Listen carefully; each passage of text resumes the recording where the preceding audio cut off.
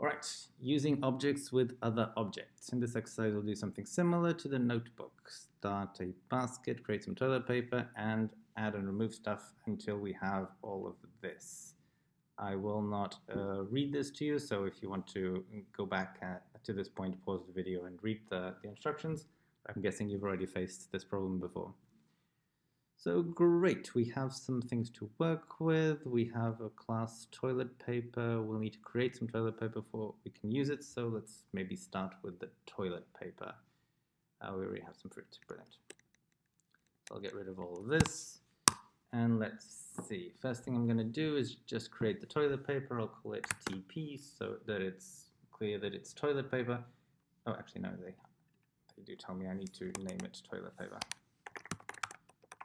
And by they, I mean me. Toilet paper.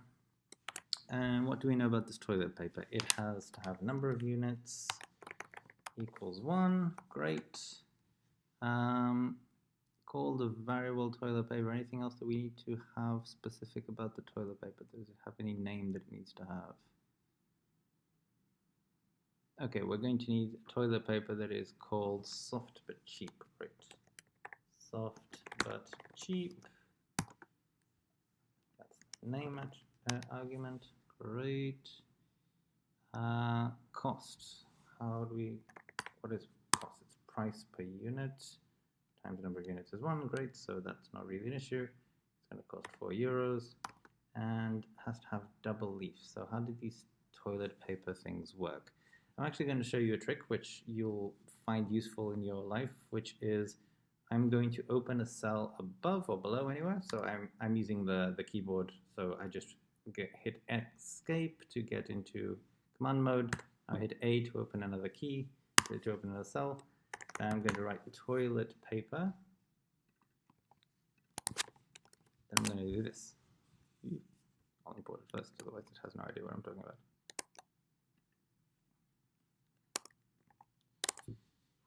Great, so now I get to inspect what's in it. And now I see, okay, there's a price per unit, there's a thickness, there's a days until expired, there's a number of units.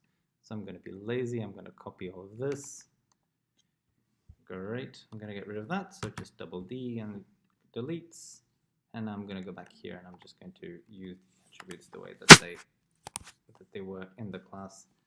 So this is soft but cheap. The price per unit is going to be 4.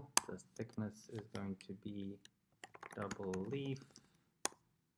The days until expired is going to be, how much was it? The expiration date is up to you, won't be tested, brilliant, so 500. And the number of units is 1. Great, so we have our toilet paper. That will obviously not pass the asserts, but let's see exactly what it complains about already. Great, it complains about my basket.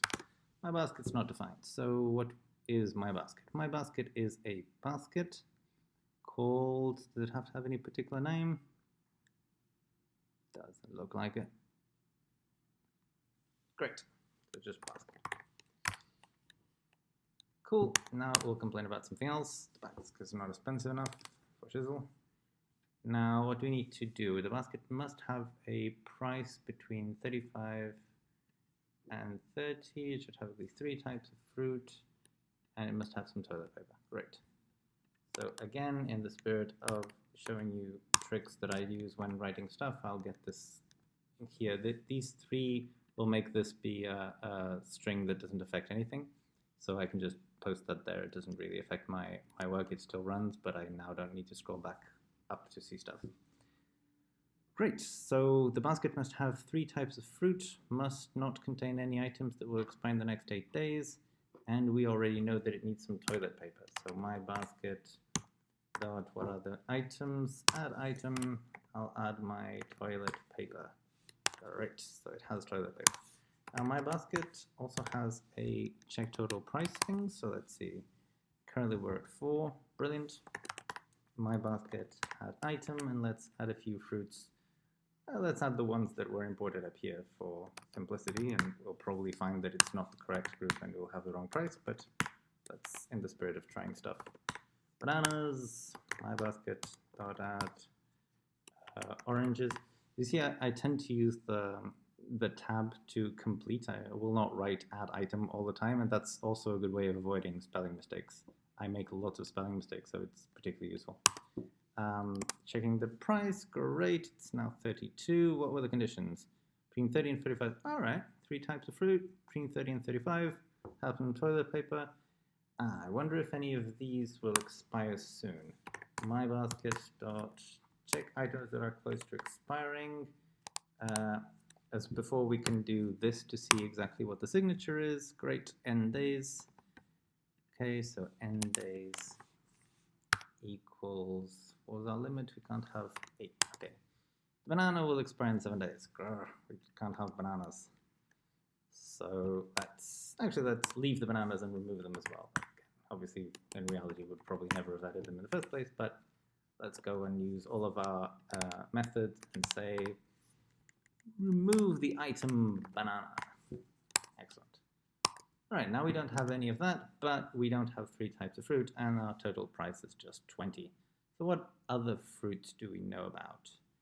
We know about the fruits that we created, which were, right, we created some pears and created some tangerines. Great, so let's see what happens if we add some pears now. My basket dot add item. That was someone asking for help on Slack, so I'm going to pause this in a few seconds. Pears and nothing close to expiring. The price is acceptable. The certs pass. Brilliant.